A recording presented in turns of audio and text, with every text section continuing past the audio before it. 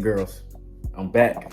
I got another video for y'all today, and today we are going to be breaking down a new spike. I know I haven't been here. I know I haven't been posting. Trust me, it's been a little bit of a rough journey this year, but we're starting to get healthy again.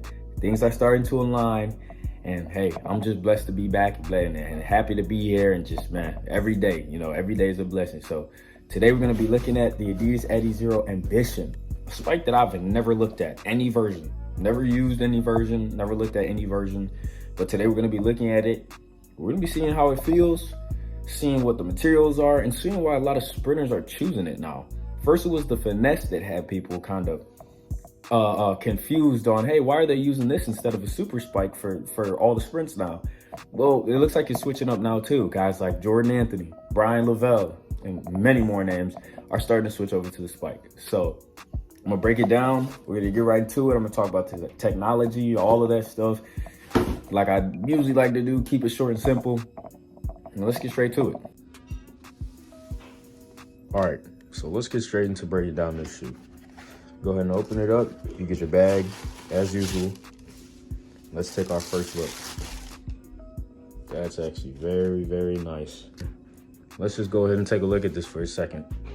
This is considered to be the new styled colorway for the neon colorway. It has longer black stripes along with a grayish stripe. You could call it silver, but it's definitely gray.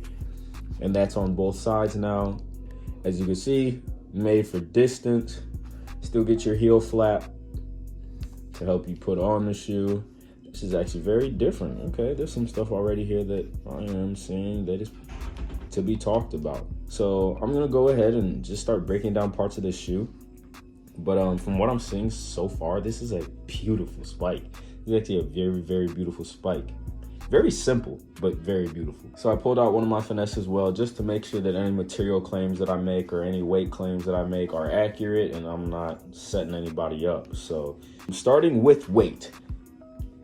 This is extremely lighter than the finesse, and the finesse is already extremely light. So first of all, if you're wondering why sprinters like Brian Lavelle and Jordan Anthony are switching to this type of spike, it is extremely light.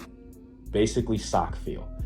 And yes, is it supposed to be like that for distance runners? Yes, it is, because there's a lot of laps you got to carry this thing with you. So I don't blame any sprinter who gets this if it was just strictly off of the weight. The SP4 is extremely heavy. And I wouldn't say extremely heavy, but definitely heavy.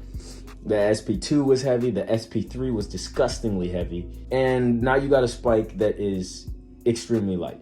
And I know what you're gonna say, the SP2 wasn't even that heavy. I know. But compared to this and the finesse, it would be considered heavy. So based off of weight and the materials that I'm seeing so far, it's a very lightweight feel. So like I said, anybody choosing that just for its weight itself, I understand you. Now let's go ahead and talk about material. This layer of Light Strike Pro foam that we have here this time is even thicker than the SP4, right? But unlike the SP4's foam, this is much more compactable. It's much squishier. And it's supposed to be like that because yes, it's for distance runners, we know. But I kind of like that because thinking about it, it probably has the bounce of a Max Fly, but without the unstableness of a bubble. And you can say that the Max Fly 2 is more stable in the foot with the bubble on turning, yada. It still has the feel that your foot comes on the outside of it. That's the only reason I don't like Max Flies, or else I would still be a Nike guy to this day. This is a full platformed piece of foam under the whole forefoot. So when you strike, there's no unevenness, no rolling side to side, none of that. Plus now with a very, very, very, very condensable foam, which is very nice. Goes about from the midfoot up all the way to the front, much longer than your finesse. Your finesse goes up to about probably where the back of the ball of your foot, and then has kind of a more dense foam that is actually used in the heel here. So the materials of the foam are still pretty familiar. I'm excited to see what this feels like, but this foam in the back of the heel is pretty familiar, and I will talk about that actually more once we get there. But those are already some things that I noticed with overall materials. the upper material. So as you can see, extremely light. It's got a knit mesh, right? Something that you would almost find on the SP2, but actually seems almost thinner. So if you're wondering why this thing is so light, it's got that going through basically the whole way. Nice and breathable for the top of the foot. I like this a lot. I can't lie to you. When we get to the back here, you've actually got this cloth feel. So I will tell you, this is probably the same material as this. It's more of a cloth feel. And the reason that I had to get the comparison was to make sure that that wasn't there before on the finesse. And it's not. It's a knit, you know, type of net mesh type of feel back there with just one plastic string line. I don't know what this is exactly for. It's not for anything, of course, but it's a interesting design choice to choose a type of cloth to put back there. Probably just keeping it as lightweight as possible. As you can see, just extremely light, extremely breathable. Like the shoe is just breathable all the way through. The material, this top material is very, very light. Very, very light. Probably gonna be very, very comfortable. It doesn't seem like any type of material that would cause, and oh, the cloth goes inside as well to the heel. So this material is the same material on the outside here.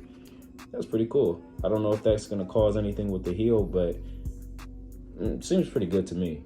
You've got your regular laces, so that makes sense. Now, if we go to the forefront here, got your toe drag type of, you know, section here, but then also it's sealed off throughout this area. It is sealed off with like a plastic, almost as if it's a heated plastic layer, so that any forefront toe damage isn't gonna, you know, tear it up and just get to your foot or mess up anything. So that's pretty good. Now, what I'm seeing here and what I was a little confused about is looking at the plate is seeing this line going down here. I was wondering, okay, what could that be for? If I had to guess, it's just to make turning and flexibility in the foot more comfortable. You know what I'm saying? Like it almost gives it a little bit of isolation, leaving it like this. So however your foot has to move on those longer races for middle distance guys, it's going to be comfortable. Pronation is real. Pronation is, you know, you're coming outside. Basically, you're coming outside, you come down, you land, and you push off. That's pronation. Your foot comes outside, it comes down, it lands, and then you push off. That's pronation. So they set that up well again. They did that with the SP4 as well. So that's pretty nice. When looking at the plate, I think it's a nice plate, right? It goes all the way through to the back. You have 5 spike pins. I don't think number of spike pin really matter nowadays. I see a lot of people like when it's 8 or when it's 7, or, you know, it's just, I don't really think it matters. I think placement is really big, and Adidas does a really good job on that. As you can see, you've got it in the forefront of the toe there. You've got it probably close to where the ball of the foot is. And then you've got it on the outside here when you need to get traction for turning, along with more grip pattern as well. Like I said, set up pretty well. You know, they're setting it up for pronation very well because that's how your foot lands. So setting up that grip correctly out there is really good, and then being able to propel off the inside as well. So I think that they set up the overall plate and plate grip very well. Another set to look at here that I'm really fond of is that they have grip on the heel padding. So they have grip on the heel padding, right? The plastic, it's a hard plastic on a foam. And like I said, it's about the same, it is the same material as the foam that goes through here in the finesse. And it's foam padding that is stiff, and I think it's really good. And the reason that I think this is really good is because sprinters heel click. It's really hard for a sprinter that's not at the elite level to just fully stay perfectly up on that toe and just land. Like, you don't see a lot of guys do that unless it's like gout. You've seen gout do it. Jordan Anthony has insane tibial strength. If you look at his first steps, it's disgusting. But when any runner gets to top speed, they start heel clicking. It's gonna happen. So the fact that they have a reactive foam back there is any type of help to the heel clicking. And I don't think you understand how big that really is. And to add grip back there as well, man, That's some next level stuff, dude. I can't lie. So I'm really fond of this plate. I'm really fond of how they set up the heel. And, you know, in middle distance, guys aren't going crazy about this right now because it's just how you run. You run flat-footed. That's how you run in middle distance. You're not trying to stay up on that toe. You're not trying to pop off the balls of your feet the whole time. You're allowed to be flat on that foot sometimes. So, but for sprinters, we can geek out about this a little bit. I can't cap. So that's very nice. I do like that. Overall, the plate, very nice. Now, something that I know you guys would want to see is the overall stiffness. And I will say, it's got enough bend to it, okay? It's got enough stiffness. Is it as stiff as a finesse? Not even close, okay? But as you can see, the way that it shocks my hands back, it has enough to create propulsion. If I had to give it a similarity, it's probably similar to the propulsion of Superfly Elite 2. Superfly Elite 2, you can bend pretty easily, but it's going to snap back somewhat. So overall, it has good propulsion. Great spike plate, in my opinion. Set up very nice. Set up very nice for propulsion. Set up very nice for pronation. Set up very nice for grip and turning. I'm liking this shoe so far. That's why I'm yapping so much. Overall, from what I'm saying, it is completely understandable why a sprinter would get this spike. Even if it's not meant for sprints, it has everything that you need for sprints. Checks off all the marks. Would fit every criteria. Lightweight, propulsive, grip. I mean, I'm definitely excited to use this spike. And the reason that I'm switching from the SP4 is because the aggressiveness actually, if you didn't know, carbon fiber plates can actually lead to shortening your stride length because it's requiring your body to push in a way and your tibial strength and all this stuff, push in a way that isn't really natural because it's doing it for you. So it doesn't expect you to do too much along with it. This is a spike that's still going to allow you to get that full stride length. So being somebody who has a long stride, I'll still get all the full perks out of that. I don't see anything wrong with this spike, except for y'all should make a different colorway. I love the neon colorways, don't get me wrong, but I'm waiting to see Adidas make like a solid colorway again. Black, white, black and white, white and black. You know, something just black and white and black.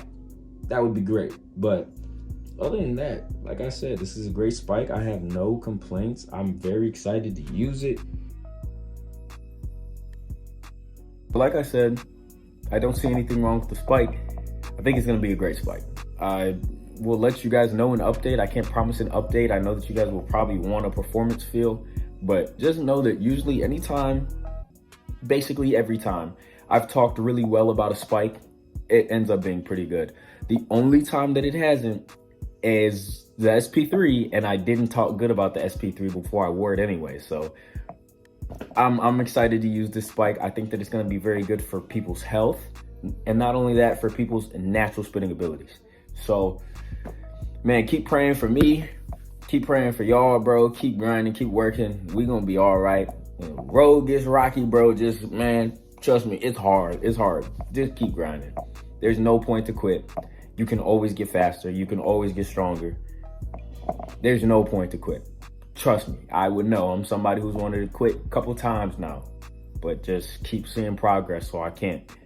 Y'all stay blessed. Y'all keep working. Y'all keep grinding. And I'll see you in the next video.